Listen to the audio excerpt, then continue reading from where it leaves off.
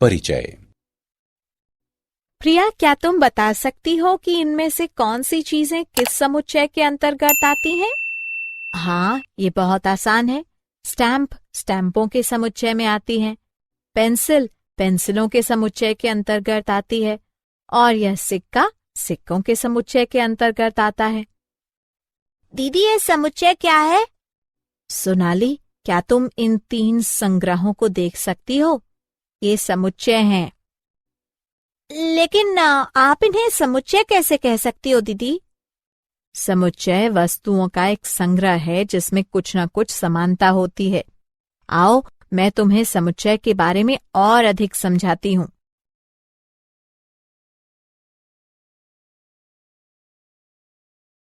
उद्देश्य। इस पाठ के अंत में आप निम्न करने में सक्षम हो जाएंगे: समुच्चय और उनके निरूपण को जानना, समुच्चयों के रोस्टर रूप और समुच्चय निर्माण रूप को समझना, रिक्त समुच्चय को समझना, परिमित और अपरिमित समुच्चयों को जानना, समान समुच्चय को परिभाषित करना।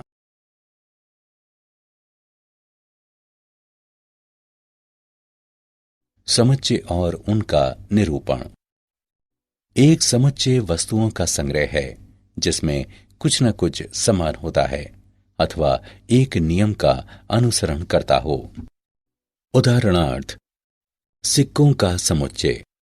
13 से 15 वर्षों के आयु के समूह में लड़कियों का समुच्चय। समुच्चय की वस्तुओं को उसका अवयव कहते हैं। समुच्चय के निरूपण के लिए मंझले कोष्ठक का उपयोग किया जाता है और अवयवों को एक दूसरे से अर्ध विराम द्वारा पृथक किया जाता है। अतः केशा के लिए बाहरी पहनावे का समुच्चय होगा। ए बराबर कोट, टोपी, स्कार्फ, दस्ताने, जूते, जहां ए समुच्चय का नाम है तथा कोष्ठक ये दर्शाता है कि उनके बीच लिखी हुई वस्तुएं समुच्चय के अंतर्गत आती हैं। इस प्रकार एक समुच्चय को अलग अलग वस्तुओं के एक संग्रह के रूप में परिभाषित किया गया है।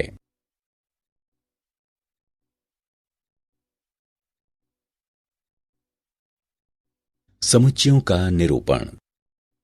समुच्चयों को साधारणतः अंग्रेजी वर्णमाला के बड़े अक्षरों से प्रदर्शित किया जाता है।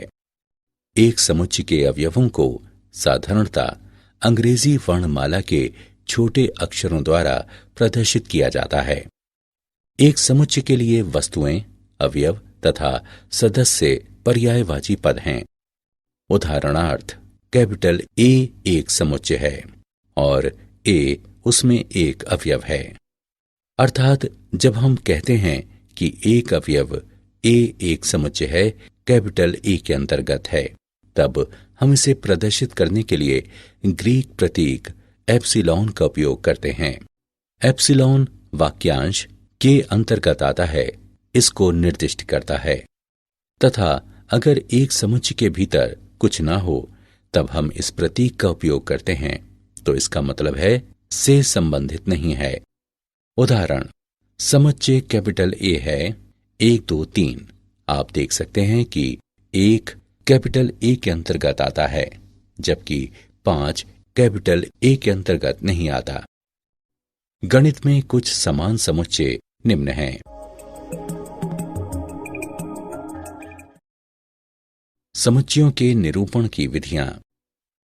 एक समुच्चय को निरूपित करने की 2 विधियां हैं: रोस्टर या सारणीबद्ध पद्धति और समुच्चय निर्माण पद्धति।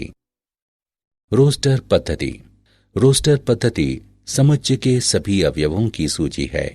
अवयवों को अर्ध विराम द्वारा पृथक किया जाता है तथा मंझले कोष्ठक के भीतर लिखा जाता है। मंझला कोष्ठक ये सूचित करने के लिए लगाया जाता है कि इनके बीच लिखे गए अवयव उस समुच्चय के अंतर्गत आते हैं। आओ किसी समुच्चय को रोस्टर पद्धति में प्रदर्शित करने के कुछ उदाहरण देखते हैं। R बराबर A, E, I, O, U। G बराबर शून्य, 1, 2, 3, 4, 5, 6, 7, 8, 9।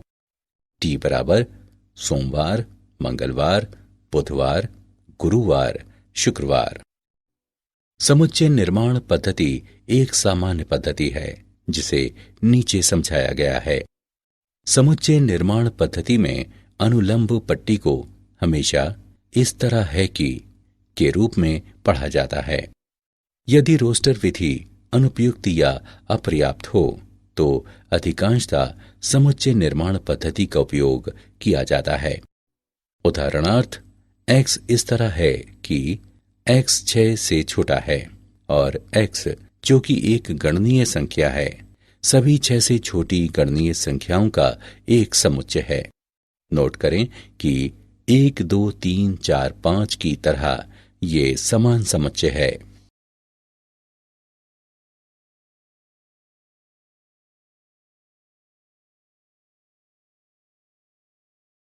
समुच्चय की रोस्टर पद्धति का उदाहरण।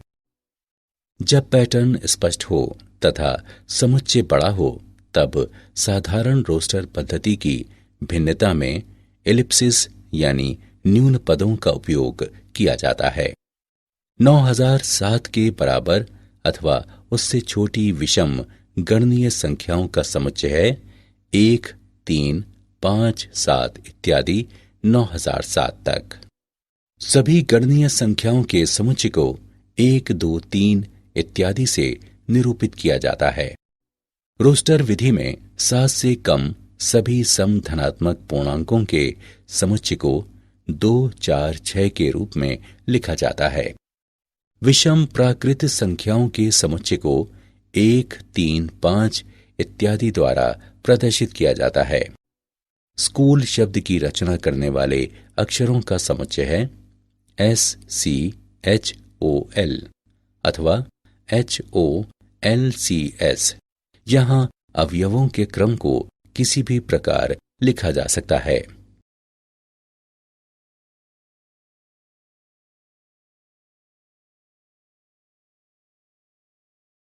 समुच्चय की समुच्चय निर्माण पद्धति का उदाहरण।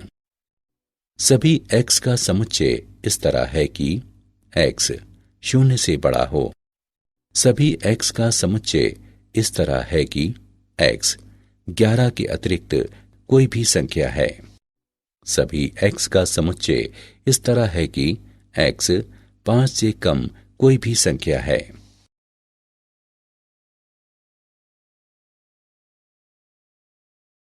रिक्त समुच्चय। जिस समुच्चय में एक भी अवयव नहीं होता वह रिक्त समुच्चय या अशक्त समुच्चय कहलाता है।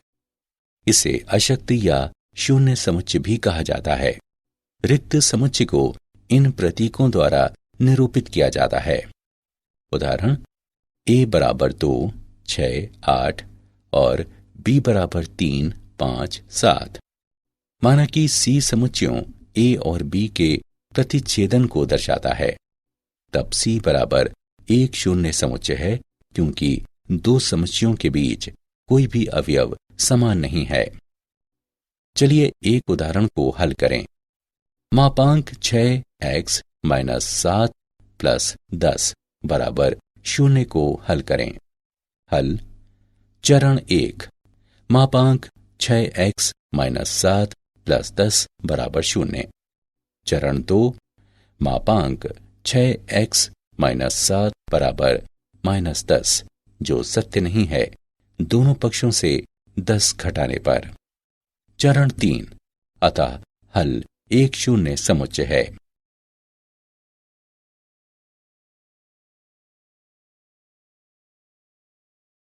परिमित और अपरिमित समुच्चय।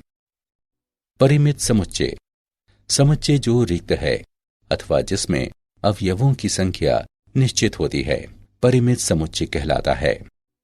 उदाहरण के लिए a बराबर 0 और 100 के बीच की पूर्ण संख्याएं, b बराबर प्राथमिक या मुख्य रंग, c बराबर 12 से कम अभाज्य संख्याएं परिमित समुच्चय हैं। अपरिमित समुच्चय। अपरिमित समुच्चय अवयवों की अपरिमित संख्याओं वाला समुच्चय है। एक अपरिमित समुच्चय के सभी अवयवों की स्पष्ट सूची बनाना संभव नहीं है। उदाहरणार्थ, X एक ब्रह्मांड के भीतर परमाणुओं का समुच्चय है। Y एक पूर्ण संख्याओं का समुच्चय है। W एक समपूर्णांक संख्याओं का समुच्चय है। अपरिमित समुच्चय हैं।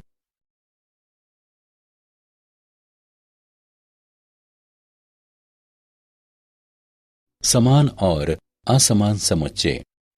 दो समुच्चय P और Q समान कहलाते हैं यदि उनमें वास्तव में समान अवयव हों तथा हम P बराबर Q लिखते हैं। अन्यथा समुच्चयों को असमान कहते हैं तथा हम लिखते हैं कि P और Q बराबर नहीं है।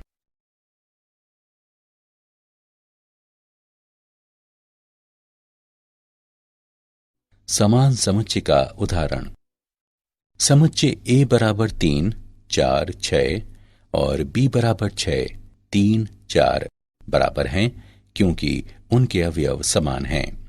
यदि समुच्चय के एक या एक से अधिक अवयवों को दोहराया जाता है तो समुच्चय बदलता नहीं है। उदाहरण के लिए, कैपिटल A के सभी अवयव कैपिटल B में हैं अथवा कैपिटल B के सभी अवयव कैपिटल A में हैं, तो समुच्चय A बराबर 5, 6, 7 और B बराबर 6, 6, 5, 7, 7 बराबर हैं।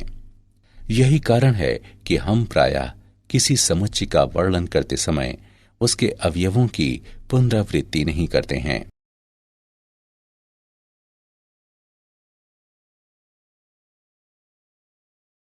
क्या आप जानते हैं, समुच्चय तथा समुच्चय की सैद्धांतिक अवधारणाओं के मामले में लगभग सभी गणितीय अवधारणाएं अब स्पष्ट रूप से परिभाषित हैं।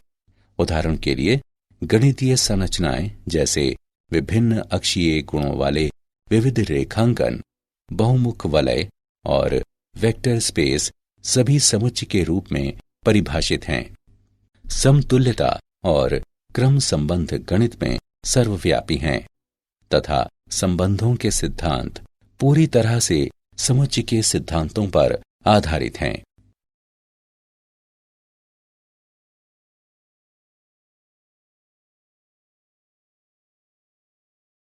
सारांश। आइए हमने जो कुछ सीखा है उसे संक्षेप में दोहराएं। समुच्चय एक अच्छी तरह से परिभाषित वस्तुओं का संग्रह है। एक समुच्चय जिसमें कोई अवयव नहीं है उसे रिक्त समुच्चय कहा जाता है।